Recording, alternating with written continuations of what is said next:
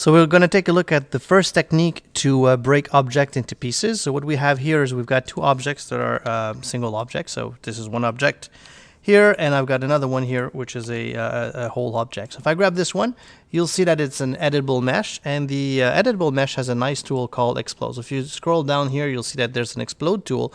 By default, the value is 24. It's a degree of tolerance, so it's a 24 degrees of tolerance. If two faces have less than 24 degrees, they are going to be kept together, and if they're more than 24 degrees between them, they're going to be broken into two separate pieces. If you want to break all of these into per face, so every face becomes a single object, what you can do is set the tolerance here to 0 and say Explode, and it's going to create an explosion, and all of these here will be separate faces. If I just go here and grab and move it, you'll see that now this is a separate faces. For simulation purposes, when we're going to go to simulation, you see that the pivot point for all of the faces that I'm selecting is centered at the center of the original pivot point of the object. So we want to center all of the pivot points for all these objects to the center of the actual objects. So I'm going to select all of these objects, go into the hierarchy, affect pivot only, and center object. And this is an operation that we're going to do a lot, because for simulation, this is something we need to do to get good results. Otherwise, the pivot point gives you a weird result when you simulate. So all of these are now centered to the object. The other thing that you'll notice is that they don't have any thickness. So if oops, I lost my selection. I'm going to select that again. I'm going to apply a shell modifier. And the shell modifier, if I go into wireframe, you'll see what it looks like. It gives a thickness. If I turn off, or if I just make the outer amount to 0, and I just crank up the inner amount just a little bit, just to get a bit of thickness, something like that. Now what I've got is the thickness that I need, and I'm just going to convert everything back to an editable mesh. And if we go back to realistic here, you'll see that all of these are now editable mesh, but they have a thickness to them, so they're going to be easily to simulate. They're going to work in the simulation. They're going to have a thickness. The other way to use the Explode tool is, you see that all of these are separate elements. So if I go into the element mode, I grab this element, this is an element, so every part here is an element, and I'd like to break that by element. So I can still use the Explode tool, but the Explode tool, now I'm going to make the tolerance to be 180. So that's pretty much tolerating every face that is attached to each other will be broken together. So any face that is not attached, which is the concept of the element, will be separated. So if I just say Explode here, what you're going to get is this result where this is an object, and this is an object, and all of these are separate objects. So that's kind of cool, but the thing is that we need to remember that the pivot point is not changed for all of these. I'm going to go into hierarchy, affect pivot only, center to object, and now we've got multiple objects ready to be simulated. The same tool is not available in Edit Poly. So if I've got an object like this here, and I take a look at Edit Poly, there's no Explode tool in there. So of course you can convert it to an editable mesh and then convert it back to an editable poly. But instead of doing that, I'll show you kind of the idea behind this. If I go into element mode, if I want to break by element, I'm going to grab that element here and I'll say detach, and it's going to detach that element separately. So now this is an object here, and it's moving aside, and this is an object here, and that's my original object. Of course, same idea. I would go here and say affect pivot only, center to object, and we got something like that. The other thing is that, let's say that I've got an object like this. I've created the script to automate the process, so it's going to be included with the folder with the project of the for the class. So if I go to the Mac script, I'm just going to say open script, and I'm going to go to the scripts folder, and you see that there's a script here called break poly elements. So I'm going to open it up so that you can see how it looks like. You see that it's a macro script, so when we're going to execute the script, nothing's going to happen, but it's going to be available as a tool that I can place on a hotkey or in quad menus, and that tool will be in the category called AU Tools, and it's called Explode Polygon by Face. I'm going to run it once, evaluate. Of course, nothing happens. Then I can go into Customize User Interface, and I'll put it into the quad menu so that I can have an easy access to that tool. So if I go to the quad menus, we set category AU tools, it's there, and explode polygon by face.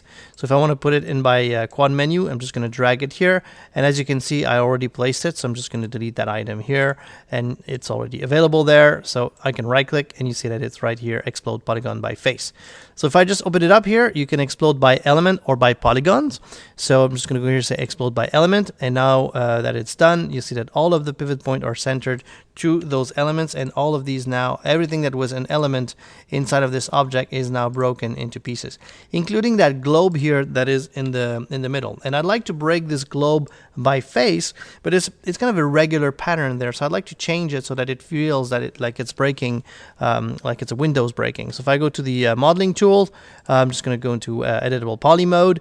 If I go into vertex manipulation mode, if I grab the vertex here and I start to manipulate, I'm going to start changing the shape of this. If I want to keep the shape so that the vertices are following the surface, I can constrain here and turn on the constraint by face. And now if I try to move in any direction, you'll see that it's kind of staying always to that surface, to the surface of the poly. So I can start to move them around like this and start to have a shape that is a little bit more interesting. So all of these will be broken by polygon. So every polygon that is there will give me a different, grab this here and move it in a different direction and things like that. And if you want to move, have an easy moving setup, I can go and work in screen mode, and it's a much easier way to move these vertices around. Also, if you want to add more details to the cracks, I can go and use the cut tool, and the cut tool allows me to go in from a vertex to an edge, or just from an edge to another edge, and maybe there, and cut to here, and you can start to generate very interesting pattern for the breaking by polygons. So now that you're done with this, if you wanted to separate this manually, you would go here and you would select a face. You would go and you would say detach. And when it's detached, it's now an individual object. So I can grab this face. I can again center the pivot point to that new object. If I move it out, you see that it has no thickness. So I would add a shell modifier here. Shell to have it to give it a little bit of thickness, and that would be my fragment for this one. But of course it can be a manual, doing it manually can take a lot of time. So what you can do is grab the actual editable poly. If I go in explode by polygon in the script here and say explode, what it's going to do is going to give you a thickness for everything. Oh, got out of the isolation mode, but that's fine. I'll go back into wireframe here, and we'll see that the tool gives you the shell modifier automatically, so you can just give it a bit of thickness, and when you're done with the thickness, just say collapse stack, and you'll see that all of the new objects that are created will have their own thickness, and their center, the pivot point will be centered. So it's a nice way to break all of these into pieces. So now what we have is, this is a piece, all of these is broken into fragments, and the globe here in the middle is all separated by face, so it's going to give us a nice simulation setup for later. Okay, for the second technique of breaking objects into pieces, we're going to use a technique that I really like, and it's using Pro Cutter inside of the compound objects of 3ds Max. But to work with that, you need to have volumes that are watertight closed. So we need to do a few checks before we start to break objects using this technique. So we've got a bridge here, and this is a theme that's going to be recurrent throughout the whole presentation. But we've got a bridge structure, and we're going to start to break it with this technique. So I'm just going to isolate that the base here, and you see that there's some holes there, so we need to fix that. If you want to check your geometry, there's a nice, now it's an editable poly. If you want to check if everything is right, there's a nice modifier called STL check, and when you turn it on, it's going to tell you where the errors are, and it's going to select the faces that are adjacent to your to where the problems are. So you see there's a hole here, but on the other side it's closed. So we need to fix that problem. A quick way to fix this: there's a nice modifier called cap holes. When you apply it, and I'm going to put it below the STL check, you see that it caps the hole. And if I go to STL check and turn it on now and check again, you see that now we have no errors. So it's a nice way of fixing holes that you have in your geometry before you want to use this technique. So now that it's cut, it's closed, it's ready to be cut using a Pro Cutter. So I'll show you a base technique to start with. I'll go and I'll create a plane, and I'll make sure that this plane has a lot of segments. So here 50 by 50 is good, and I'm going to draw this plane here in that area. If I take a look at the edge faces, this is what we get for the plane. I'm going to apply a noise modifier on this plane. And this is just to get a bit of irregularities on the surface there, so it's not a perfectly straight cut. So if I just increase the strength here in Z and reduce the scale here, not too much, but somewhere around 3 maybe, we're going to get some nice noise pattern on that.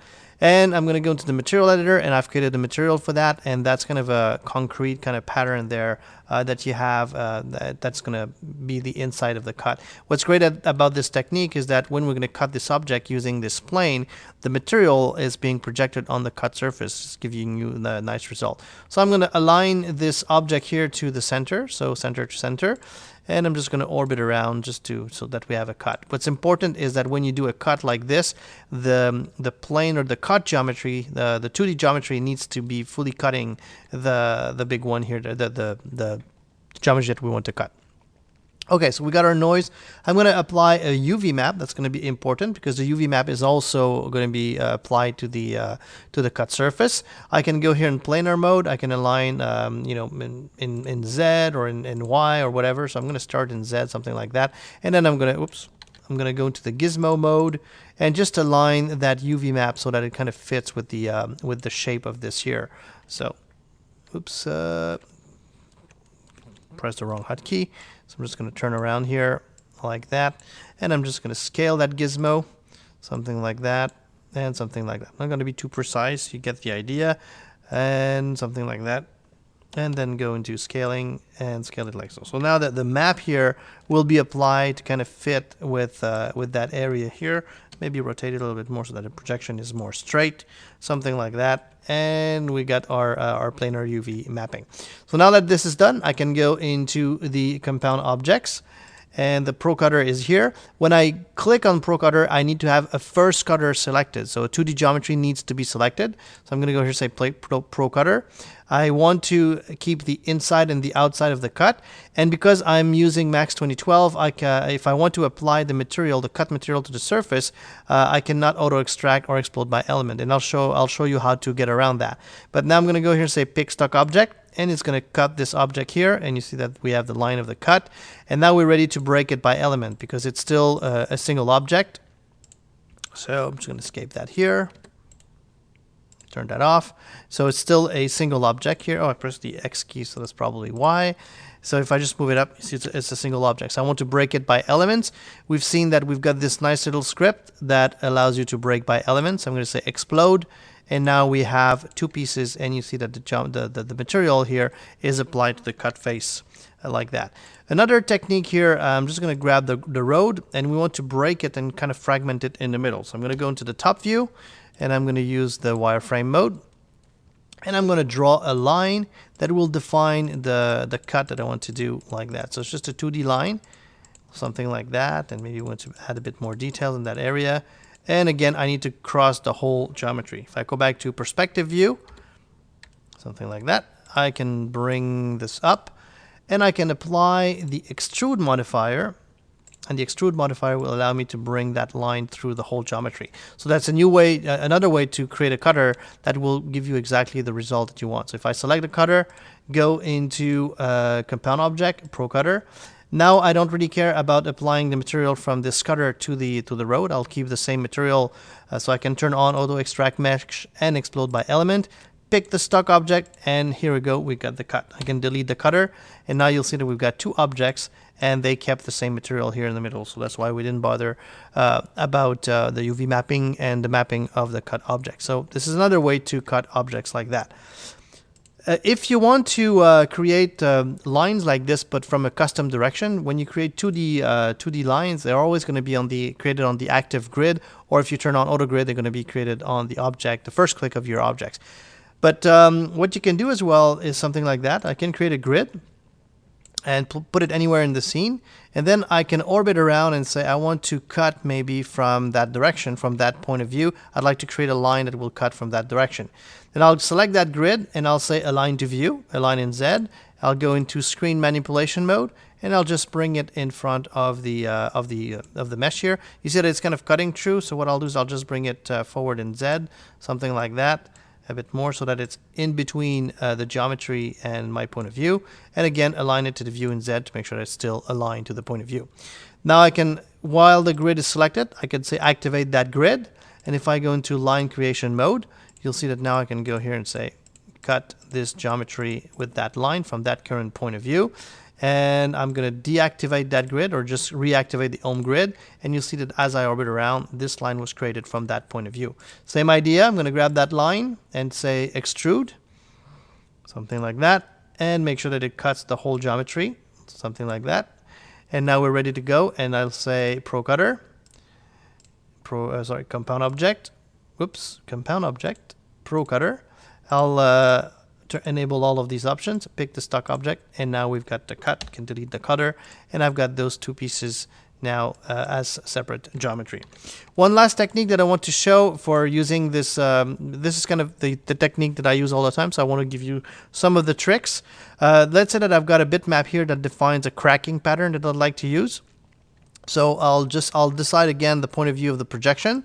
So I'll take that bitmap and I'll align it to the view, and I'll go and I'll bring it here in between the object and the point of view. I'll just make sure that we reduce the visibility of this, maybe 0.2, so that we can see through it and we can still see the crack. Then I can go into line creation mode and I'll turn on auto grid. I'll make sure by default it's off, so I'll make sure that it's on. And now I can click the first time on that surface and it's going to create that line based on the bitmap plane that is there. So I can go here and follow that crack, something like that here, like so, and get out of that geometry. And I can create another one here. So I'm going to make another line, something like that, that will follow the second one, like so. So now we're done with this. I can delete that bitmap. I don't need it anymore. It's just a plane. You see that it's created the two in the direction that I wanted. I'm going to select the two, apply the extrude modifier, and make sure that it cuts through the whole geometry. And then I'll grab the first cutter, not the two at the same time, because I want to define the order. So you see that this cutter here doesn't cut through the whole geometry, but it will cut through the second piece here. So I will define that in order. So I'll select this first one here, go into Pro Cutter. I'll again turn on all of these options and I'll pick the stock object. It's going to break it. I can delete that cutter. Then I can grab the second cutter, turn on Pro Cutter, again turn all of these options, pick the stock object and pick that second piece there. And now I've got the object broken exactly like the breaking pattern that we had on the bitmap. So it's a nice technique to create very precise pattern of breaking of objects. If you have aero objects that are very close to the camera, you want to break them very precisely. That's a nice technique to use. If we want to cut using Pro Cutter and we have a surface like this that is pretty much a solid, but we'd like it to have just a small thickness to make it a hollow surface, a hollow model, you can use the technique that I'm going to show. So this is a typical case if you have a statue or anything that's a whole geometry that you would have only have a thickness. You can use the shell modifier to create the geometry, or you can also use the technique that I'm going to show. So in order to do this, what I'll do is I'll just clone this object. I'll make it a reference. And the reason why I'm doing a reference is that the modifiers that I'll apply to this here will apply only to this new clone, but the original object is still as a reference. So if it's modified, we're going to get those modifications as well. So I'm going to go into wireframe mode to see what's going to happen. I'm going to apply the push modifier on this reference. And I'm going to reduce the push here. Instead of going in positive, I'm just going to go in negative value. And it's going to create a second geometry that is inside here. On top of that push modifier, what I'll do is I'll apply an edit poly modifier, edit poly, and I'll select all of the faces, and I want those faces to point inward, so I'll just make sure that we flip them. So if I go here and say flip, now they're pointing inward, which is exactly what we want. But the thing about this technique of cutting with Pro Cutter, it needs to be an open geometry. So now it's a closed geometry, which means that it's a volume and it has a hole inside. But we need to have an exterior access to that hole if we want it to work. So what I'll do here is, now that we have the faces in the correct placement, replacement, I'll just convert it back to an editable poly. And I'll attach the original one, and now we have the two objects attached to each other. They're two separate elements, but I'm going to go here into, I'm going to go back into realistic mode. We need to create a hole somewhere in there. So the best way is to go somewhere where it's not that visible. So I'm going to select that face here and delete it. I'm going to select the face that is inside. I'm going to delete it as well. And then I'm going to grab all of the caps that are, or all of the borders, sorry, that are here. And instead of capping them, I'm going to use the bridge tool, which is going to create a bridge between those faces. So now we have a hole and we have access, and it's a single element. So it's a single closed volume, but we have access to the hole inside. So that's going to work. So that's what we need to do in order to create an hollow surface. So now if I just show you the cutters that I've created for this, it's just, we want to create some brick effects. I'm going to grab one of these planes, and I'm going to go into Pro Cutter, and I'm going to enable all of these options. I'm going to go pick cutter objects. Since I've got a lot to pick, I'm not going to go manually and go one by one. I'm going to use the select by name and select all of the cutters. Pick those. It's going to take a few seconds to add all of them into the operation and into the modifier. And when it's going to be all added, I can go here and say pick the stock object and grab this brick tower. So it's going to take again a few seconds, but it's going to break that hollow surface of that hollow model, and because we created that hole, it's going to work perfectly, and we're going to get a set of bricks from that geometry. It takes a few seconds, so done. I can delete that, and now you see that all of these are separate bricks. So if I just go back into turn off the edge faces, if I grab one of those here, and actually if I want to simulate that later, something that we need to remember, effect pivot only and center to the objects. I've selected all of them here. And now we've got all of these bricks separate. So if I just grab those here and like that. So that's kind of the idea. If you want to break a hollow surface, you can use the same technique, but you need to create that inner element, flip the faces, and create a hole, and you'll be able to use the Pro Cutters to break this object in pieces. Okay, now let's take a look at how we can use particles to fill the volume of an object in order to break it into very, very small fragments. This is very useful if you break a window, or if you break something that you want to break into dust or very small elements. You can use this technique. So the idea is when we are going to do the simulation later, we are going to replace that object by the particle system, and this particle system needs to look very, very close and fill that volume, this exact same volume, so that the transition that goes from the object to the explosion is seamless.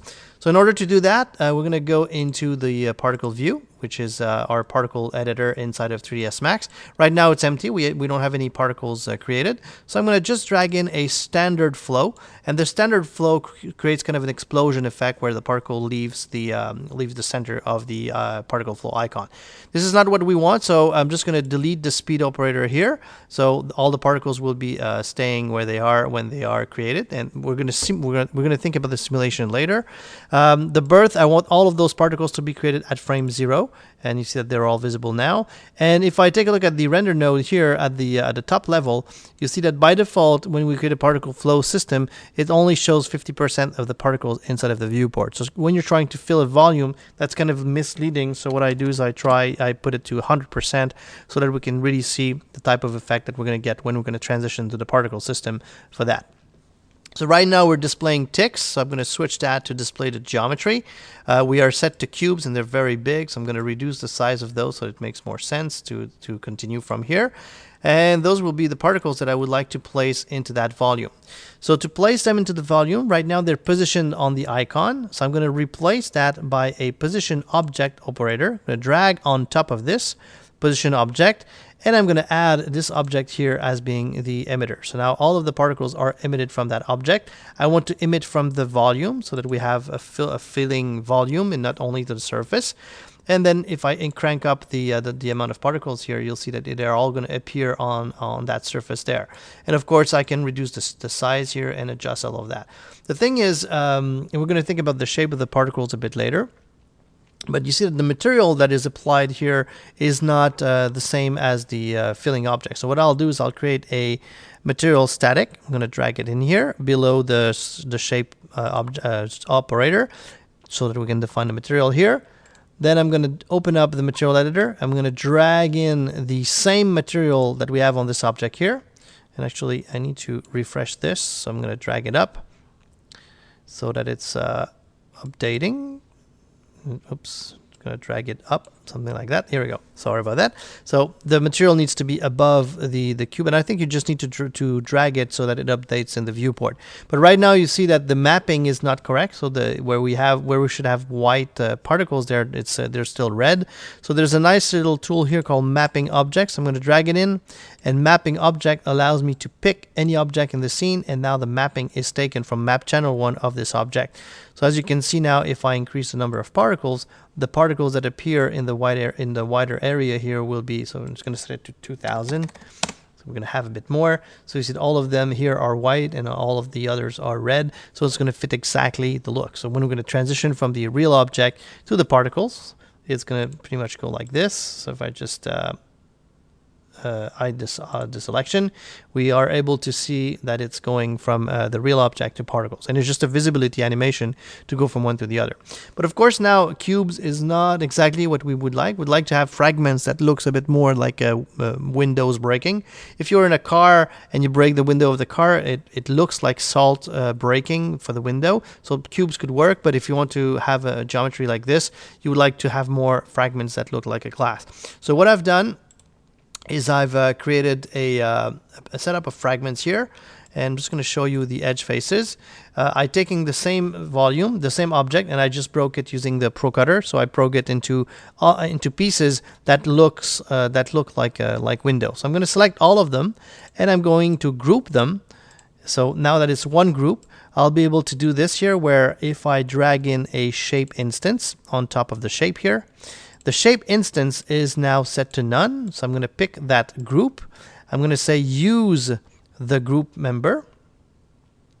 The group member, and not all. Actually, I've got 2000 now, so I'm just going to reduce that so we can, 200. So we can have a bit more of a manageable amount, and actually even less than that, 20, just to take a look at what we're going to get. So we are into shape instance, group member, and I'm going to enable this option here called multi-shape random order. So it's going to randomize in between all of these shapes. So as you can see, I can set up the scale, I can set up some variation, and now you see that all of those fragments will replace the cubes there. So if I just crank up the number of particles there, you'll see that we get exactly the same thing. And the shape instance here, I'm going to drag it up so that we can have the materials. I knew that the material needs to be below that. If you don't get the material applied, just drag up and down to get the refresh here of these modifiers. So if I go here in, let's say we said 2000 particles, we're going to get 2000 of those glass fragments, and I can make them a bit smaller, something like that, until I get something that is believable. Oop, not too small, something like that. Let's say 20%. I think it's going to be good for the scaling here. And here we go. We got our particle system, and this is now going to be easy to transition from the original object to this. It's going to be believable, and when we're going to simulate the animation, we're going to get fragments that looks like fragments of a window. I wanted to take a quick look at one of the free scripts that are available out there. They're quite useful, a few of them that I've mentioned in the class. It's good to look for them. They can solve problems very quickly. And what I'll do today is I'll show you the fracture Voronoi tool that is available on Area. So it's area.autodesk.com, and you look for fracture Voronoi, you'll find it. And also on scriptspot.com, you'll find it as well. But like I said, I've included with the project. So if I go in Max Script and open the script, I'll just go into the scripts folder, and this is the fracture Voronoi here 1.1. So if I open it up, this is the script itself. I've modified it for the class, so by default it's not a macro script. It's just when you run it, it's going to open up the window. So I've made it as a macro script so that you can put it in the quad menus and call it whenever you need it. So it's called fracture Voronoi, and it's I've put it in the category AU tool so that it's easy to find. So I'll execute that or evaluate it, and then if I go into customize user interface, I'm going to open up the quad user interface editor. Here we go, and I'm going to go into category AU tools, and you'll see that fracture Voronoi is now there. So I can just drag it in here, and now I'm going to have it available. So it's already there, so I'm going to delete that. but this is how you add it to your quad menus. Once it's there, right click, fracture of Voronoi. It's going to bring up that window. You need to pick an object. You define in how many pieces you want to break it. So if I say 25, enter, and press that button here called break in 25, it's going to break that object in 25 pieces. If I want to break it again, I can pick another object. Let's say this one here, or actually let's pick something at the top here. So if I grab this one, did I select it or not? Okay, here we go. Pick this one here and say break in 25. It's going to break this one in 25 again. So it's easy to go and say, I want to break this one, select it, break in 25, and very easy to do that. If I want to break it into more pieces or less pieces, I'll say maybe, I don't know, let's say 30 pieces here. I'm going to select this polygon here and say break in 30, and we're going to get this breakup. So very quick way to break object into pieces. So if you don't have an hero object, you want to have objects in the back and explode them and simulate them very quickly, that's a nice tool to incorporate into your workflow. All right, so let's take a look at the basic of rigid body simulations. So right now in this scene, we don't have any animation, nothing's happening, and we want to create some animations for the crates here using rigid body simulation techniques. So rigid bodies, if I right click in the menu here, if I go in Mass Effects, this is a toolbar that you will be needing. Also, we have the dialog here, the Mass Effects toolbar, the Mass Effects tool dialog. It's good to have it handy. So what I'll do is I'll just dock it to the left here so that we can have it when we need it. So those are the tools that we need to start to do rigid body simulation. The first thing we need to do the second thing, I'm just going to select all of the crates that are here, and I'm going to tell the computer or Mass Effects that those should be simulated as dynamics rigid bodies. So I'm going to click and hold that button and just make it so let's set them, all of them, as dynamic rigid bodies. So all of this will be done, and you'll see that they all will receive the modifier called Mass Effects rigid body, and it will define their properties. I'm going to select them all again. If you don't want to edit in the modifier, you can also use the toolbar, the dialog here, and if you go and edit, you're able to edit the properties of multiple objects at the same time. So when you have hundreds of thousands of objects to edit at the same time, this comes very handy. So I'll make all of these cardboard, and we are going to simulate with the convex mesh, because those are all faces and pieces of wood, so they don't have any concave area or anything super fancy about them. So once this is done, we've defined the basics, and so if I deselect everything and then simulate, so that's actually simulating it, you'll see that they're going to kind of fall through the ground and nothing much happening. So what I want to do here is I want to the boxes, I want them to interact with their environment. So I'm going to select here all of the objects that are surrounding the crates, and I'm going to set them as static rigid bodies. And static rigid bodies are not animated, but they will be considered as rigid bodies in the simulation as well.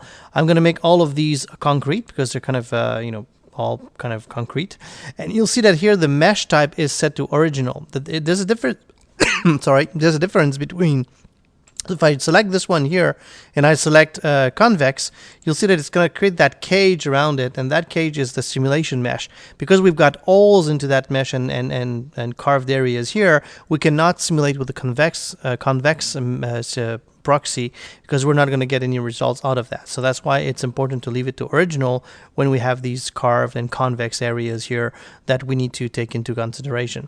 So once this is ready to go, if I just simulate again, so this is the simulation button, you'll see that this is exploding and it's falling on the ground. Now it's working fine because I've practiced a bit before, and the settings were remembered. But the idea here is the collision overlap. Sometimes it's set to a bit of a higher value. Let's say that it's set to 1 feet. If I press play here or simulate it, you'll see that they're going to go through the ground because the collision overlap is too big, and they are not considered to enter in collision with anything here. So that's why it's important. I'm just going to say 0 here and 0.5. Something very small, because if you make it like 0, it's not going to work very well. So I'm just going to say simulate again, and you'll see that they're going to stay on that on the they're just going to fall apart. Those pieces are falling apart, and you don't see that explosion kind of effect because they're now the tolerance is a bit smaller and or a bit bigger. So that's kind of the idea. If you play with the tolerance, you'll either have a bigger explosion effect or they're just going to fall through. But for the explosion, you want to control the effect and how they're going to project and in the direction they're going to project and at what time those objects will explode. Right now it's a bit boring; they just fall apart. We want to have a bit of energy into that. So what I've done here is I've created spheres. And if I just scrub through, and I'm just going to go a bit closer so we can see here, if I just scrub through, you'll see that in the animation, I've got spheres that are just coming from inside of the box there and push out in very short amount of frames. So I think it's 4 frames, a 4-frame animation. So because we've got this very quick animation of those spheres, we're going to have them push and create the explosion type of animation movement. So for that to happen, I'm going to select all of these explosion spheres. As they are selected, I'm going to tell Mass Effects that those are kinematic rigid bodies, which means that they are going to be simulated, but they are going to be animated with 3ds Max, by 3ds Max, sorry. So by the regular 3ds Max animation system. If I take a look at the properties for those spheres, they're going to simulate with the convex mesh, which is good.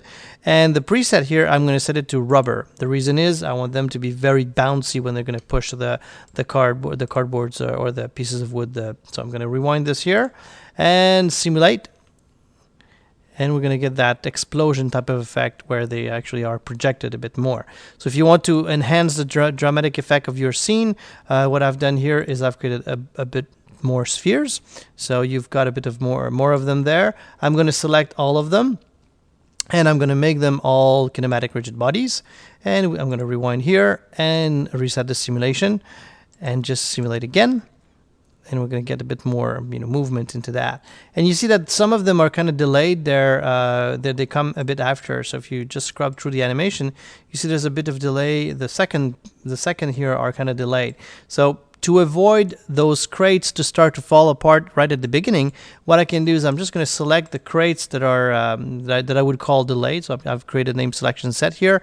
And what I'll do is for these guys, instead of making them dynamic, I'll say you are going to be kinematic until frame, and we're just going to go where that sphere is coming into. So it's about frame 7.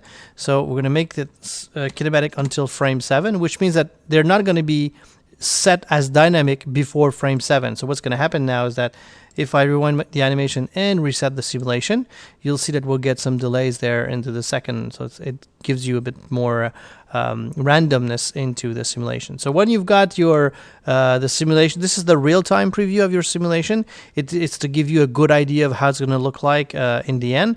If you want to bake it and make it part of your animation system, because right now we don't have that simulation inside of 3ds Max. It's only in the Mass Effects environment, which is the dynamic simulation environment. I'm going to go in Tools here, and I'll say Bake All. And it's going to go through the animation, and it's going to create keyframes into the Max animation channels so that it can be part of your regular animation. And when it's done, you can even get rid of Mass Effects toolbar. You don't need that anymore because now it's a 3ds Max animation channel. So if I just press play here, you'll get the animation. And of course, it looks better if you don't have the sphere. So I'm just going to hide the spheres, and this is the explosion that we get for that.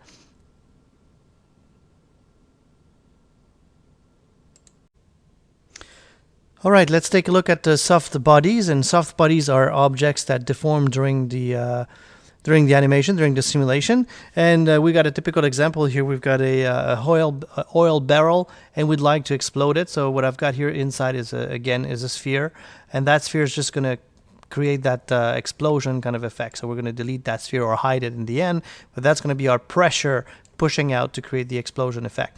We've got the debris or the fragments. So we've got different pieces of this geometry. They're all, and you see that they're kind of tessellated. And it's important because if we want to do a soft body simulation, we need those vertices to store the animation. And if it's not correctly subdivided or subdivided a lot, we're not going to get a lot of transformation out of those. So if you want to do a soft body simulation, I'll select all of the objects that I want to bring into the simulation. So those will be all the barrel fragments. I want to explode with that sphere, so I'm going to bring it into the simulation. And I want the ground here to be a collision object, so I'll bring it as well. So I've selected all of these objects, and I'm going to apply the cloth modifier to those objects. So I'll use the cloth modifier with different cloth properties to get that look that I want for soft bodies. So right now that the cloth modifier has been added, I'm going to go into the object properties, and I need to define what they're going to be doing inside of the simulation. So all of these barrel A underscore blah blah blah, those will be the fragments of barrel A, and I'll turn them into cloth object, and I want to define very high settings. So if you do a cloth simulation, those values here will probably oscillate between or vary between 0 and 100, but since we want to do soft body kind of look, we want them to deform but have some sort of resistance. I'll make those values quite high compared to cloth simulation. So 0.5 here is the resistance level, and we'll make it 150 here, the compress here again, and those are resistance values. So 150, and the plasticity here will make it at 50%. So now we've got those properties done for kind of half soft bodies, and half range, sorry. And if I go to the bridge page and the explosion sphere, I want those to be collision object. I don't want them to have too much of depth. I'll say 0.1, and the offset here is set to 0. We want them to be simulated on their vertices with no kind of offset between the vertex and where it's going to be simulated. So here we go. Okay, and we've got our setup. If I rewind this, I need to have at least one object selected because I need to have access to the cloth modifier to run the simulation. And here's the simulate button. I'm going to press simulate, and you'll see that it's going to start to give us a warning that it's increasing the step size and all of that because we've got some high velocity collision. But that's fine. It's always automatically adjusted. And we're going to simulate on a few frames. You see that it's a bit longer to simulate than rigid bodies because it has to simulate the resistance for every vertex and every face. So it's a little bit more of a complex simulation than the one that we did for rigid bodies. So I'm going to cancel it for now and just scrub through what we have so far. If I just press play, you'll see that this is what we have, and we're stopped there. So since I knew that it was going to take some time, I've prepared put it in the oven and bring it back. So we've got the explosion here as a soft body, and we get the fragments falling on the ground. But you see here what's happening is that it explodes well, but as it falls on the ground, it kind of loses it starts to flatten out because it doesn't have enough resistance to resist the change of shape. So what we would like to do is that after it explodes, after it has been twisted by the heat of the explosion, we'd like those to have a bit more stronger resistance so that they kind of stays twisted when they fall on the ground. So for that, what I'll do is that I'm currently at frame, I'm going to select the ground here. I'm currently at frame 9, so I'm just going to truncate the simulation here. So you see that we only have 10 simulated frames, so it's just kind of stopped there, but that's fine. And I'm going to go into the object properties, and I'm going to change, and this is barrel B because, like I said, I've kind of simulated it before, so it's not barrel A. So I'm going to select barrel B, and instead of having the basic simulation settings here, I'm going to load the rigid body simulation setting, and those values are extremely high, like 2000. And if you still see some resistance, or you have very dense object and they kind of collapse on themselves, don't hesitate to bring this to 10,000 or 20,000 values if you want to. So the higher those values are, the more rigid your bodies will be. So for these type of objects and the size that they have, 2000 was fine. So I'll just say okay, and from there I'll say simulate again, and you'll see that those objects, as they fall on the ground, they will tend to kind of try to keep their shape rather than flattening out. Of course, it takes a bit of time, so I have prepared that. So rigid body done, we'll get that here. So as it explodes and then as it falls on the ground, you see that it doesn't flatten out. It stays with that shape here without flattening too much. So that gives us a better effect of the rigid bodies falling on the kind of a soft bodies transforming into rigid bodies throughout the simulation. So you can change those settings during the animation to get the effect that you want. Okay, so we're going to take rigid bodies and soft bodies simulation a bit further by adding some constraints in there, and with constraints we can do some very interesting effects. So what I've got here is a bridge collapsing, and it's just collapsing. We've got some small debris there, but the rest is kind of big plates of concrete there. And as this one here, we're going to focus on this one. I'm going to isolate it. When it hits the ground, I'd like it to break into smaller debris and continue its animation. In order to do that, I need again to create the debris. So what I've done is I've created those debris separately.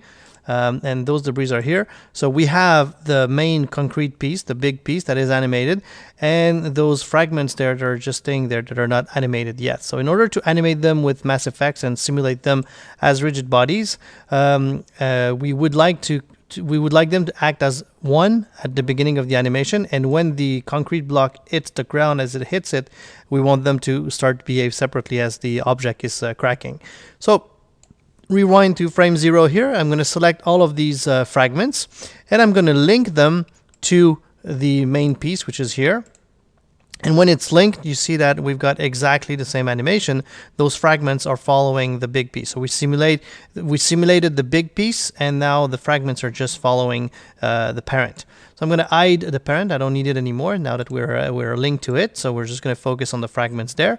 And those fragments, I would like them to be staying as one until around here, around frame 60. So what I'll do is I'll make sure that they're selected.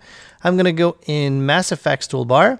I'm going to say those are kinematic rigid bodies, but I want them to be kinematic rigid bodies until that frame here. So basically it means that until frame 60, they will be kinematic, and right after frame 60, they are going to become dynamic, and they're going to be simulated in Mass Effects.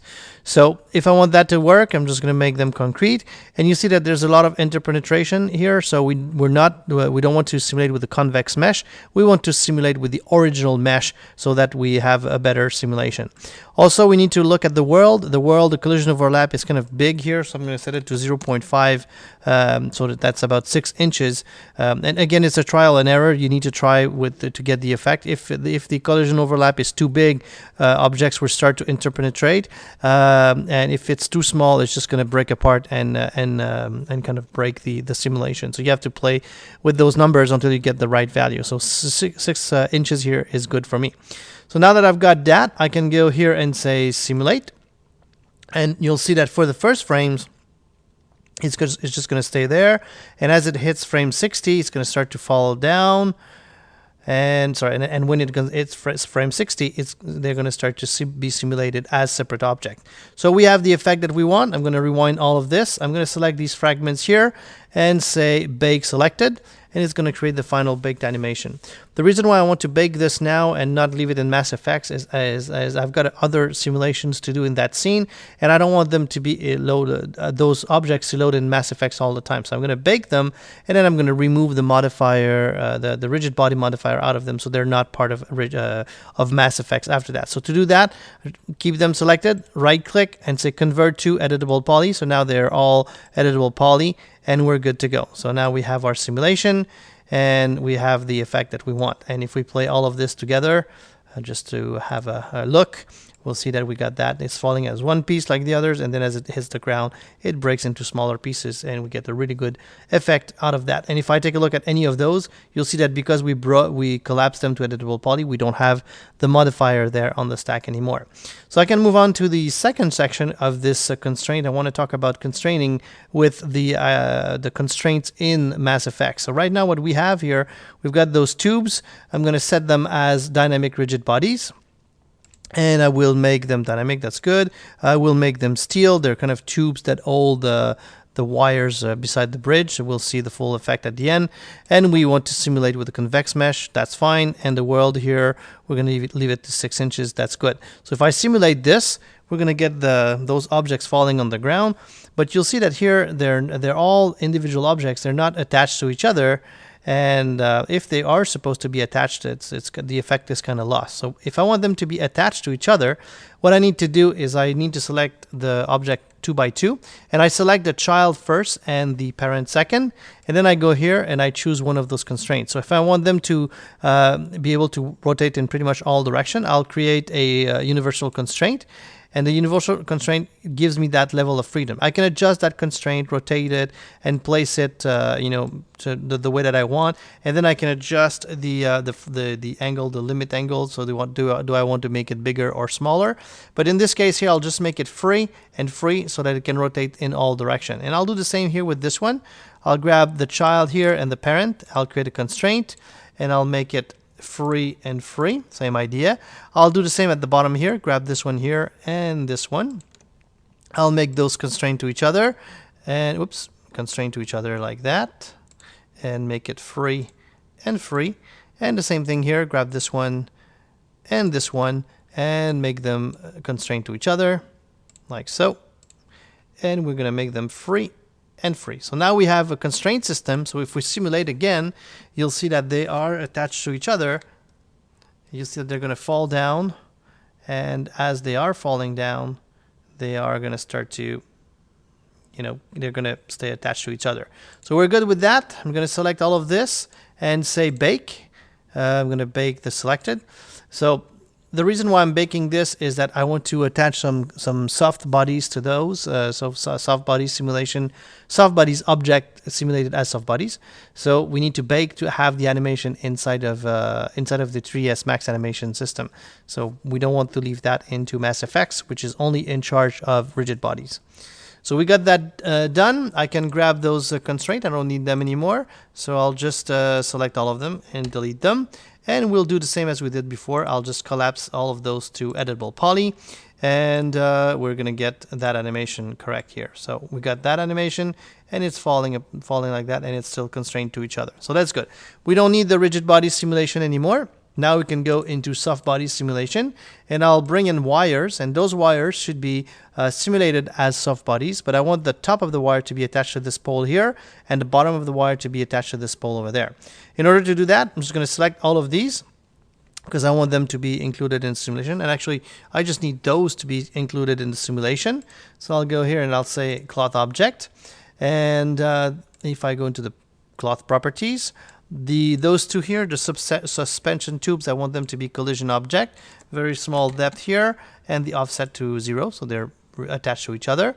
And the line here, which is a cloth object, I will load a kind of a full soft body situation where it's 300, 300, 300, and a plasticity of 100. It's kind of the most rigid soft body, if you want. So it's close to being a rigid body. So I'm going to set that to that, and OK. And if I do simulate now, what we're going to get is that those cloth objects will just fall down, and they will not be attached to the tubes here. So what I'll do is I'll grab this one. I'll go in the cloth modifier, go in groups, and I'll grab the top vertices. I'll make a group out of those, and I will use soft selection to have a soft transition from the effect that I'm going to give it to and the simulated other. So I was just going to go and bring it up like that, something like a smooth transition like so. And then we go here at the top, and I'll say I want that to be constrained, all those vertices to be constrained to that surface. So we're done. It's constrained to surface. I'll grab those vertices at the bottom here, something like that. Grab at the bottom. I'll make a group out of those, and I'll go at the bottom again to use a soft selection. Not too much of a high value, just about like that. And then we're going to go back at the top here, and we are going to make those constrained to a surface, this one here. And I can even go and say, well, I want to grab these vertices here, and I want to make them as a tier. So those points here will be terrible. Well, it will be possible to tear them as the simulation happens. So we've got our settings done. If I hit simulate, you'll see that the rigid bodies have already been simulated. So they're going to keep their rigid body simulation. They're going to fall down. And as they are falling down, you'll see that now those wires that are soft bodies will be simulated, and they're going to be attached to that, like so. And they're going to start to collapse on each other, and like so. So again, soft body simulation can be a bit long. So now what we have is something like that. And I've done the final simulation here with a little bit more of a dramatic effect with the tubes. And this is how it looks like. If I just scrub through, we have the some of those wires are tearing here. They're breaking apart. Oops, I forgot to enable the cloth modifier on this one here. So we got the effect here of those bridge structure collapsing down and bringing the wires with them. So these nice soft body simulation adds a lot of detail to simulation, and that's by constraining some of the part of the soft body simulation to rigid body objects. So when we have particles, we have to simulate them using particle flow operators. So we've seen how we've set up this particle setup here. So I'm just going to bring up the particle view, and I'm going to maximize this here so we can see something like that. And here we go. So we have our particles and we want to animate them. Right now we don't have any animation, so it's just if I scrub, nothing happens. When you want to start animating particles, it's always good to reduce the amount here. Let's say 250. So we have a bit less, but we'll be able to have a bit more interactivity inside of the viewport. And when we're ready, when we're happy with the effect, we can crank up the amount in the end. So there's no operator in there that animates the particle. So if I go here and I take a speed operator and drag it in, we can set it up to random 3D. The speed is very high at the beginning, so it's going to go in all directions very, very fast. So it's not exactly what we want. So I'll reduce the speed here and I'll make it maybe 50. And we want to have variation so that they don't all go at the same speed. So maybe a variation of 20, 25. And if I press play here, and actually let's zoom out so we can see what's happening. So something like that. We're going to get the particles going in all directions. So that's pretty good for the speed of the explosion. The problem now is that as they are simulated, the speed is constant, so they're going to go forever in the same direction. So we'd like them to slow down as they are being affected by the air resistance. So to do that, we go into the space warp and we go into the forces. One of them is called drag. So I'm going to put a drag force in here. And I'm going to drag in an operator called force, and I'm going to bring it into the event. And that force, I'm going to pick the drag force. So the drag here is now going to affect the particles. If I just press play, you'll see that they're going to slow down as time evolves. If I just exaggerate this effect, maybe 2000% of influence, what we're going to get is the explosion, and then they just stop there. So it's kind of a matrix kind of effect where the time stops, but that's what we want. We want them to kind of lose their momentum as they go away from the original explosion region. Now we want them to be affected by gravity. So I'm going to add a gravity force, and I'm going to bring in another operator, the force operator, and I'm going to add the gravity. The gravity, 1000% is very, very high, so it's going to go down too fast. So I'm going to make it maybe 50% here and press play, and you see that now they're going to fall down. The motion is good, so we got the motion of the explosion, and then they start to fall down. That's perfect. But after the motion, we need the particles to interact with their environments. We need them to, when they hit those objects, surrounding objects, then we want them to bounce. In order to do that, we need to go and grab a deflector, and I'm going to use a U deflector. The U deflector allows you to pick any object in the scene and turn it into a deflector. So I'm going to go to the modifier stack here, and I'll pick that bridge structure, that bridge base, and this is now the deflector. So if I go into my event, I can load in a collision operator, drag it in, and add that deflector here as the main deflector. And you see that if the particles hit that deflector, they're just going to bounce there. So if I just press play, you'll see that they're going to start to bounce there, and they're going to bounce forever because you see that the bounce effect of the deflector is set to 1, so they never lose energy. So I'm going to set it to 0.3 or a lower value, and this bridge structure here is kind of slanted in one direction. It's not perfectly straight, so if we don't set any friction, they're going to slide forever. So I'm going to make maybe let's say to 100% so that we can get the full friction, so they're not going to slide at all. So if I go a bit closer now, what we're going to get is something like that. They're going to explode, and as they fall on the ground here, and maybe we want them to bounce a little bit more, maybe 0.6, something like that, and they're going to bounce a little bit more, and then they're going to start to stay there. So that's kind of the idea for simulating. So we've seen that we've got the speed operator that allows you to set them in motion. Then they're affected by force. And when they enter in collision with objects surrounding them, you just set the collision to be bouncing. If I want to have more, let's go back to, we had 2,500.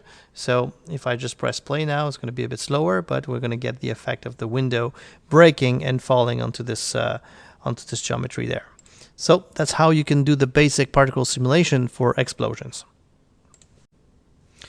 when we get rigid body simulations out of Mass Effects, when we bake the simulation, we get a keyframe per frame, and it's kind of hard to make some adjustments. So when the results get there, sometimes you want the rocks to fall further, to fall faster. You don't get exactly the speed that you want, and there's always some little adjustments to do on those animation results. So we're going to take a look at how we can do that. So we have an animation here. It's this here. We got the road kind of jumping in the air, and then the concrete here is falling down. So the road is obviously jumping way too high, so we'd like to fix that. So we'll take a look at 3 techniques that we can use to adjust these animation. So we've got the roads here. They are going way too high, so we'd like to reduce the amount of height for that. But if you look at all of these objects, you see that there's a keyframe per frame, so I cannot go in auto key mode and fix that. So the way to do this, I'm going to select all of the object, and I'm going to enable animation layers. Animation layers allows you to have multiple layers of animation and do offsets on higher level layers. So I'm going to enable the layers for these objects. I turned off scale here because I'm not going to animate the scale. I'm only going to focus on position and rotation. And now we have the base layer, which is the base animation, and I'm going to add a new animation layer, and I'm going to use the default controller type. I'm not going to duplicate this, and say OK. So now we have 2 layers. We've got the base and animation layer number 1. That's going to be our tweak layer for animation. And you see here, even if we still have an animation, there's no keyframes anymore because that layer here is virgin of animation, I would say. So I can go in auto key mode, and then I can scrub in until where we got the peak level here for our animation. And I'm going to zoom out, and then I can, since I'm in auto key mode, it's going to record all of the modifications that I'm making. So I'm just going to bring that down a little bit. This one I'm going to bring it down as well, and I'm just visually placing the animation objects where I would like them to be at this specific frame. So I'm just going to bring that back in, and visually you know, as a whole, it's going to still work pretty well because we still have the animation and the speed and all of that. So if I rewind this now, you'll see that we get the animation, but it's a little bit more confined into that space. And at the end, I'm just going to turn on auto key again. This one is a bit too high. This one is a bit high as well, and we can make all of these tweaks, and in the end the overall effect is pretty much the same. We get a very nice visual. We got some interpenetration here and there, but that's something we can adjust if we wanted to, but in the overall effect it works. So that's using the animation layer to fix the position, rotation, and the transformation of the objects as once the animation has been baked. The other thing that we're going to take a look at here is we've got the bridge here, and it's falling on the ground like so. And let's say that it's falling a bit too fast on the ground, and we would like to slow down the animation of this concrete piece here. So here's how we can do this very quickly. I'm going to select all of these objects here. You see that we see all of those keyframes, and underneath here we've got this bar called the selection range. And the reason why we see this is I'm going to right click in the animation timer, configure, and you see that the show animation selection range is on. By default it's off when you install Mac, so it's not visible. So if I go back to configure and enable it, we'll see the selection range, and that selection range allows us to move keyframes. So what I'll do here is I'll make the time a bit longer so that we can extend the time. And I'm going to select all of these keyframes, and I'm going to grab the handle here on the right, and I'm just going to stretch it to 200. So now we have an animation that takes twice the time to execute. And I'm going to go back here to see only 100 frames of that. And if I press play, you'll see that it's going to be much slower, giving it a bit more sense of weight, a very, very strong sense of weight with that. So if you don't have the timing that you want for animation, that's what you can use to slow down animation. Another technique that you can use to slow down animation is to use the motion mixer. So what you need to do is we have this animation here, and if we want to start to play with the timing, I'm going to select all of those, go in animation, and I'm going to save the animation. Going to override this file here. It's an XAF file, and yes, that's fine. So it's going to save the animation, the transformation, and pretty much all of the animation that is related to these objects that are currently selected into an animation clip. So now I can go into the graph editor, enable the motion mixer. Right now there's no track, so there's no track group being added. So I'm going to create this. All of these objects are selected, so I'm going to add that. And now we have a track group for all of these objects. Now I can go here and say load a clip from file. And I'm going to load that file. load motion. This the motion mixer can be used to blend animation, mix animation, so you can create transition clips or transition from one clip to the other and things like that. But in our case here, we want to adjust the timing. So I'm going to enable the time warps. I'm going to grab this clip here and I'm going to add a time warp to it. And you see that it draws a line there. It allows me to add some markers onto this. And those markers, I can grab the top part and I can start to speed up certain areas. So you can see that if I just stretch here, it's going to be very fast here, and then it's going to slow down, and then it's going to be very fast at the end. So if I just press play here, this is what you get. So very slow and back there at the end. So if I want to reset back to the original, just go back here or something like that. Just reset back here and it's going to snap, something like that. And we still have exactly the same clip like so. So this is how you can adjust the timing and be very precise about the timing of your animation and tweak certain areas and then using that motion clip. In this video, we're going to take a look at how we can add some details in an explosion with particle flow.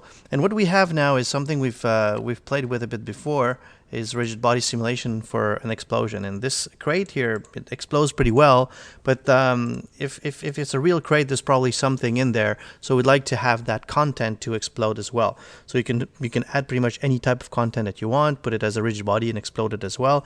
But what I mean by details is those little fine small things that would explode if this thing would explode. So nails, maybe screws, if it's a rock or concrete, maybe there would be some debris, some very fine rock debris. And in this case here, what we're going to do is we have some styrofoam here. I've modeled a small styrofoam peanut, and you place them into those shipping crates so that it protects the if it's electronic equipment or something that's fragile. So that's kind of the idea.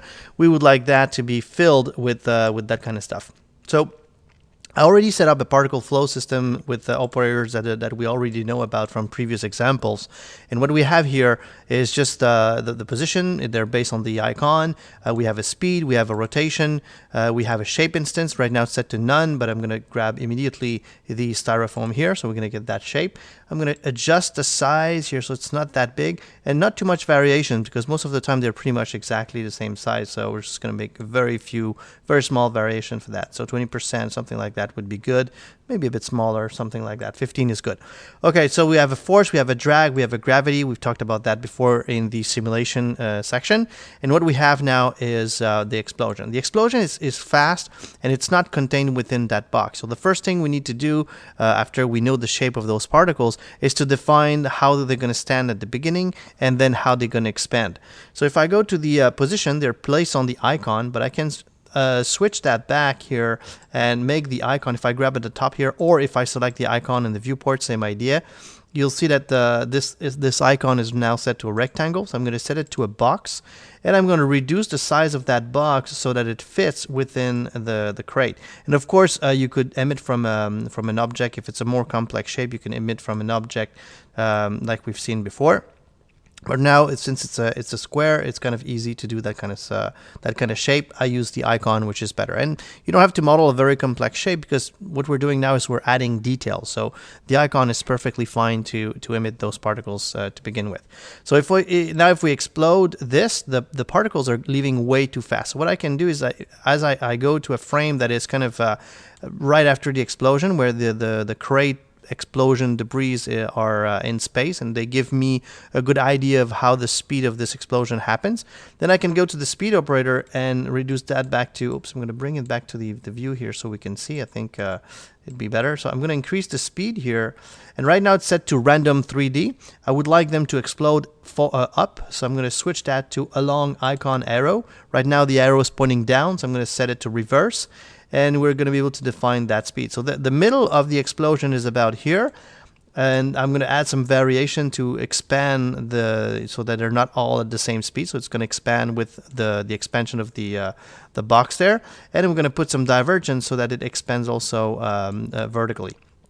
So we try to stay within the explosion, so the particles are not going faster than the actual box. And then when we got is something that looks pretty much the same. You can speed it up a little bit more and maybe add some more variations, maybe some divergence a little bit more. So it's kind of, you want to get the same type of speed, the same type of effect of these things, so that they kind of feel that they're all going in the same at the same speed. But of course, these here are a bit lighter, so they're going to probably stay in the air a bit longer. So that's fine if they explode a bit higher like that. They're all kind of keeping their own rotation. So what I'll do here is I'll add a spin operator below the speed, so the spin allows those particles to spin as well. Right now they all spin at the same rate, so I'm going to add maybe 150 degrees of spinning variation, so that they all not they don't rotate all at the same speed. So we got that pretty good. That's not a lot of those, so we just place it to 200 for interactivity. We'll place it to something like 2000, and now what we're going to get is something that's a bit more believable.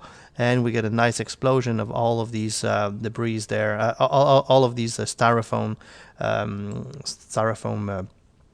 peanuts, I think that's how they call them. And you get very nice details into this explosion. So that's the kind of stuff that you can do with particle flow to add details of objects that could be part of an explosion that would have a bit more, that would add a bit more chaos and realism to the explosion. Okay, now we're going to take a look at how we can make particles break into smaller fragments to add a lot of details into a scene. So we've got those windows here that are hitting the ground, and now they're just bouncing, which is not that realistic. So if you've got particles, you can add a lot of debris and a lot of small fragments into a scene. So it's very easy to multiply the amount of fragments, and that adds a lot of details to a scene.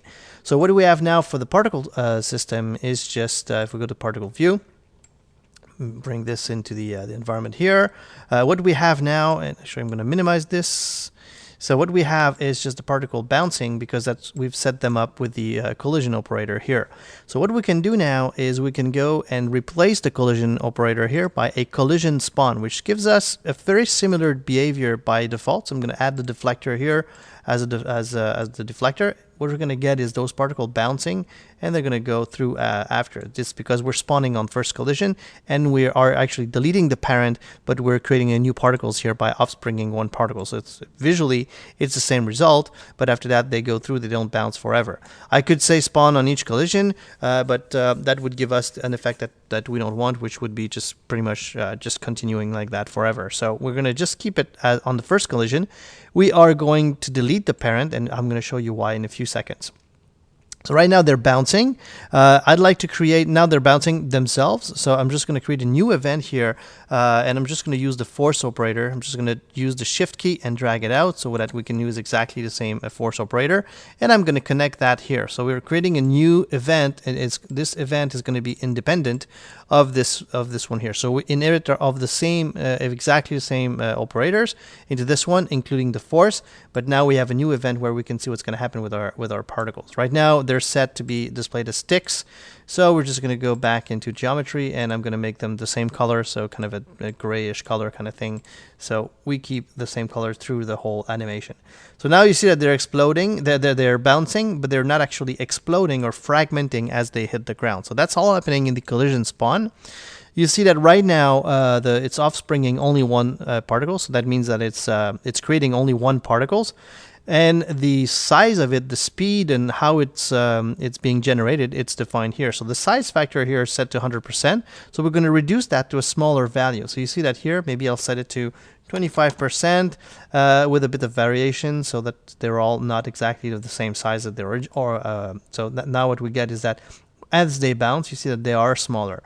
But because they are 25% smaller, what we're doing is that we're losing volume when those objects hit the ground. So it's not really, it's not working very well. So what we would like to do is to have more particles. So what I'll do here is I'll go in offspring, and I'll say if we have 24% of, that means that we need 4 particles to create exactly the same volume. So now what we have is that as they hit the ground, the parent is deleted, but each of the fragments there or the original particle generate 4 new particles, but they are all like kind of very aligned. So that's where we need to integrate some variation into the speed. So I could go here and say inherit the speed maybe to 80% and add around 20% of variation. So now you see that they're even a bit more. You see that now they're spreading a bit more in terms of speed. I can also define the direction divergence, so they're going to splash more like horizontally. The more liberty they have or freedom they have in the divergence, the more they're going to splash. So now what's going to happen is that they're going to hit the ground, and you see that we're going to have those new details there happening. So on the second bounce, what I'd like to do is I would like them to stop there. So I can use either a regular collision operator. So if I just go here, say put a regular collision operator, and we are going to capture this one. And instead of bouncing, we can just say stop. So now what's going to happen is that they're going to bounce here, and then they're going to stop there. So that's kind of the idea. Or what I could do is turn off the speed, or another way of doing it is I can say bounce here if you collide, but I can also put a speed operator, drag it in, and connect it here, and put the speed here to 0. And now what's going to happen is that they're going to bounce once, and then the second time we're going to display as geometry, and again, a grayish color, so we can keep the same color than at the beginning. And here we go, we got those particles stopping there. So that's kind of the idea of cascading multiple events to create those debris. And of course, you can add a lot more if you want to. So if I go back to the collision spawn here and say I want to have 10 particles, and I want them to be about 10 of the 1/10 of 100%. Oops, 1/10 here. You can have very small debris as they come in there. So you get very nice windows breaking. So that's a way to add details using particle flow. In this video, we're going to take a look at how we can add some smaller debris to the faces of the objects that are fragmented here. So as an object, a concrete object fragments like that, it's very rare that we get a very sharp cut, or we're going to have some smaller rocks there, or smaller debris that are going to be emitted from those areas. So that's what we're going to do. I'm going to go here, and just to show you before we go, I'm going to do it on a few blocks so that you can see the effect. So we've got these blocks there that are falling down, and if I select one of them, if I go into face selection mode, you'll see that I've selected faces, and those are the faces where I'd like to attach rocks to, or smaller debris. I did the same for all of these. So if you look at the face selection there, this is pretty much the same, and this one as well. You'll see that we have faces selected there. So that's where I want the particles to be emitted from. To do that, I'm going to go back to my particle view. I'll enable the particle events. Right now, they are all at emitting from the icon, on the position icon, and they have a speed by default. So what I'll do is I'll just delete that speed operator so that they're staying there. They're not animated right at the beginning. And you see that they're positioned on an icon. So I'm going to switch that to a position object. And I'm going to grab all of these objects here, and they're called face debris. So I'm just going to select the 4 of them. And instead of emitting on the surface, I'm going to emit on selected faces. So you see that now they're all emitted, and they're all going to follow. But the thing is that they're not locked to the emitter. So I'm going to turn on here, lock on emitter, and you'll see that they're going to follow those rocks. So now that they are emitted on those faces, they are following the rock. Now we want them to detach as the rocks are falling down. So what we can do is add an age test in here, and I've got a second event here where I just created a gravity force. So I'm going to attach that to this, and the age test here, we're going to say we want those particles to detach between frame 0 and 50. So I'll say a value here of 25 with a variation of 25. So they're going to start to slowly detach from frame 0 to frame 25. So now what we're going to get is that you see that they start to be affected by the gravity here as they fall down. So we get those smaller debris. And oops, I'm just going to move this up, and we get this animation where those debris are falling down. So it's a nice way to add some details to fragmentation objects, fragmentation of objects like this. All right, another way to use particle flow to add even more details to a scene is to use it to create smoke, dust, or things like that. So very, very fine details that will be affected by the wind. So here we have a wind force. We're going to use that a bit later. So we're going to start back from where we were at the beginning, at the end of the previous example. We've got those rock debris there that are being emitted, and I'd like those to have a smoke trail, a dust trail as they travel here. So I'm going to go to particle view. Right now we have our event from the last example, and those debris are defined over here, or the smaller debris are defined over here. So I can use the operator called the spawn operator, and I'm just going to connect it on the other side here. Right now it's set to spawn only once, but I'm going to change that, and I'm going to say by travel distance. So as it's traveling through space here, it's going to emit new particles. So now I've done that at frame 39. It's going to be It's going to generate all of those particles. I'll go back to 0, and we're going to start playing this here, and you see that it's spawning those particles. Of course, we don't want to create new rocks. We want to create something different. So that's why we're going to branch it out here. So I'm going to create a display operator. I'm going to connect it to that, and we're just going to display as dots so that we can see the effect of what we're going to do here. So as as those particles are being emitted, you see that they're kind of going towards they're kind of keeping their same speed movement, and it doesn't give us the effect of a trail.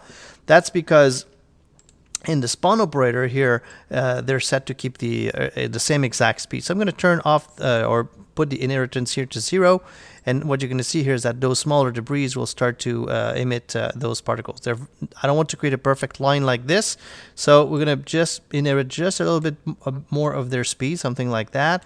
We're going to add some variations in there and also a bit of divergence, so the trail is not perfect. So we're going to get that effect there. So as it goes like that, and now we got a nice trail there.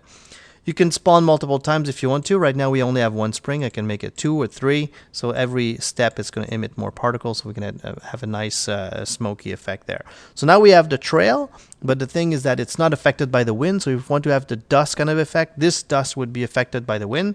So I'm going to add in a force operator, drag it in there, and now I'm going to pick the force. I'm going to add this force here, which is the wind. Very strong, 1,000. So let's start with 20%.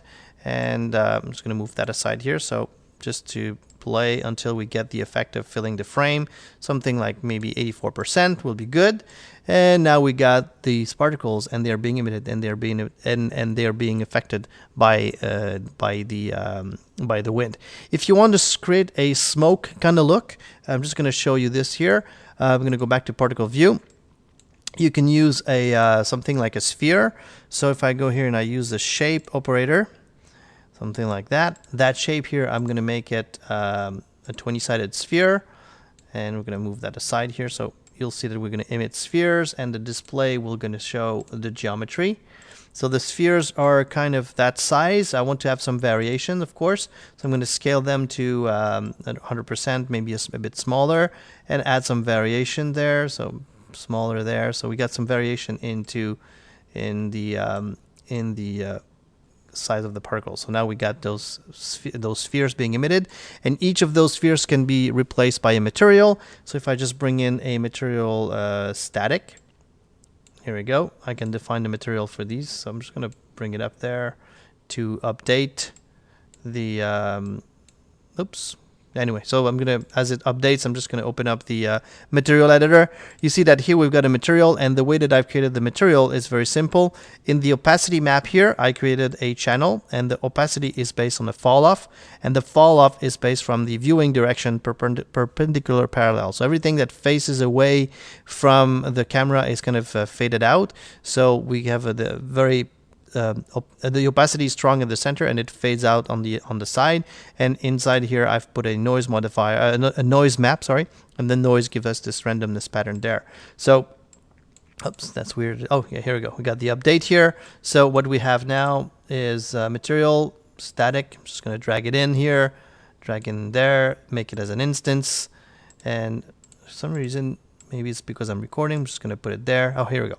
So we got the material static, and now this material will give us the effect of a smoky kind of mist with all of these spheres there. One last thing I want to talk about with adding details to an explosion scene is to use fume effects. Fume effects is kind of unavoidable if you're doing visual effects for movies or for explosion like this, and it's a very simple tool to use, and it gives outstanding results. So it's a fluid, fire, and smoke simulator.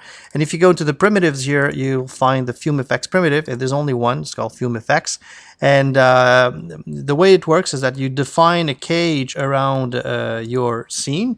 It's defining where you want to do the simulation. So it's kind of a container for where you want to do all of this simulation. So I'm going to place it around this cylinder here, and we want to make sure that we contain the explosions. We have this explosion here, and we would like to create an explosion of fire right in the middle to justify that those debris are going in those directions. So I'm going to make sure that it's big enough to contain something like that, maybe a bit wider, a bit like that, and we want the fire to be quite high, so I'm going to bring the height a bit higher as well, and the length here to be, oops, sorry, the width here to be a bit wider, and we've got something that contains it. When they cross the ground, I don't really care because we assume that there's going to be a ground there, and they're going to go down like that. So we want that the explosion to be simulated in that area.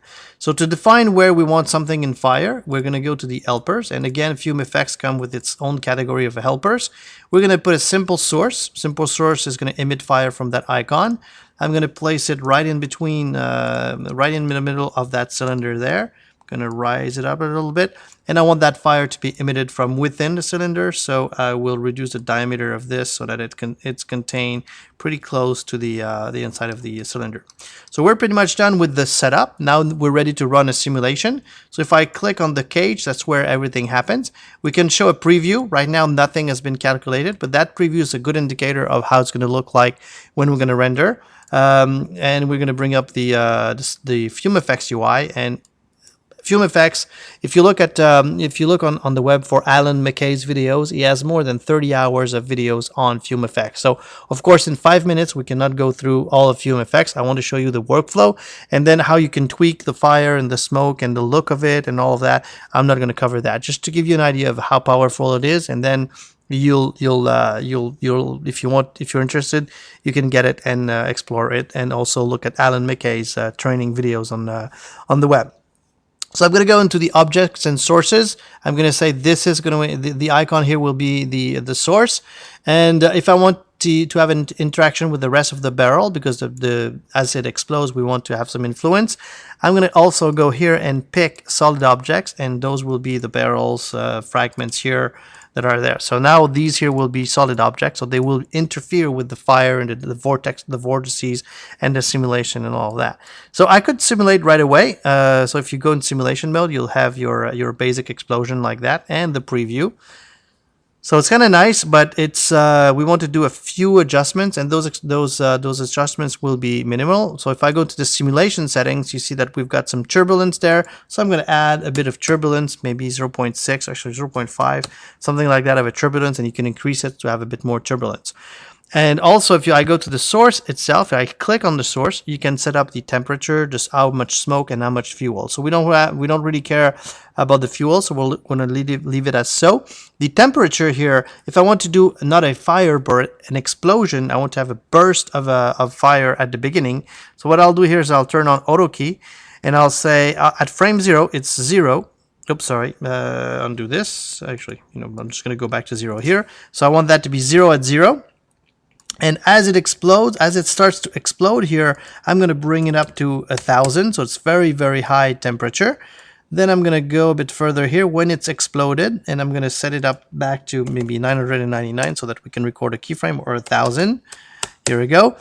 And then we're going to start to fade out to 0 here, and we're going to have our animation. So right now what we have is that we go from 0 to 1,000, then we stay to 1,000, and then we fade back down to 0. And we're going to have that. Now that preview is invalidated because we haven't run the simulation yet. And we're going to do the same thing with the smoke. So at the beginning, I'm going to say it's a 0 smoke, and then it's going to start to go a bit higher. So we had a value of 2 or 3, something like that. As it explodes there, we're going to keep it to a value of 2.9 or 3 to record the keyframe. And then as it fades out here, I'm going to set it to 0. So what we're going to get now is same idea. It's going to go up and then go back down to 0. So let's simulate that to get the effect. So we're going to get that burst of explosion here at the beginning. And then we get the smoke, and then it stops and the smoke dissipates. So we get that explosion kind of effect. Also, what we can do is that we can have objects being set on fire. So some of those metal plates that are being, kind of exploded, we want them to be on fire. In order to do that, I'm going to go back to my helpers, and one of the helpers here is called a object source. And I'm going to just put the helper in there. And if you go to the modifier stack, you can now define which objects are going to be on fire. So I'm going to select these here, and I've created a few of those fragments that are supposed to be on fire. So on fire, and then I'll go back to my simulation, which is the cage itself. And we are going to add that source. Oops, my mistake here.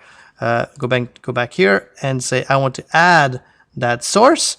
So now that source is at the bottom here, and we'll say the smoke here, the temperature is set to maybe a bit higher, maybe to 600, and we want those parts to be emitting a bit of smoke, so a smoke of 3. So we'll leave it constant throughout the animation.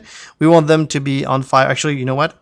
Auto key, set it to 0 at 0, and then as they explode, now we're going to set it to, you know, probably 600 something. 600 was good of a simulation. It's not the full burst of explosion, they're just on fire there, so it's going to keep it up like that.